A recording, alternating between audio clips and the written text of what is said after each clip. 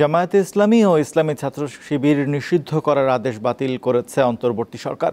স্বরাষ্ট্র মন্ত্রণালয়ের জননিরাপত্তা বিভাগের রাজনৈতিক শাখা ২ থেকে জারি করা প্রজ্ঞাপনে বলা হয়েছে, জামায়াতে ইসলামী ও ইসলামী ছাত্র শিবির এবং এর সহযোগী বা অঙ্গ সংগঠনের বিরুদ্ধে সন্ত্রাস ও সহিংসতার সম্পৃক্ততার সুনির্দিষ্ট কোনো প্রমাণ পাওয়া যায়নি।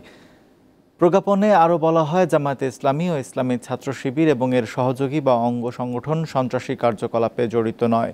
তাই ২০০৯ সালের সন্ত্রাস বিরোধী আইনের ১৮ ধারার ক্ষমতা বলে জামায়াতে ইসলামী ও ইসলামী ছাত্র শিবির ও এর সহযোগী বা অঙ্গ সংগঠনকে রাজনৈতিক দল ও সংগঠন হিসেবে নিষিদ্ধ ঘোষণার আদেশ বাতিল করা হলো।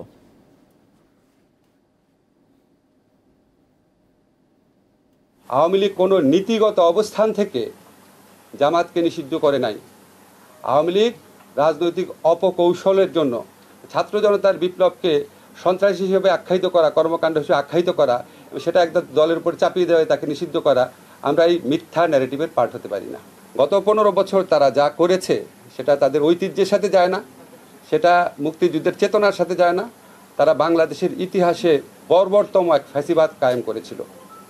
এই কর্মকাণ্ডের জন্য ব্যক্তিগত দায় থাকতে পারে, দল হিসাবে আওয়ামী লীগ নিষিদ্ধ করা দল হিসাবে মনে হয় না সমীচীন হবে।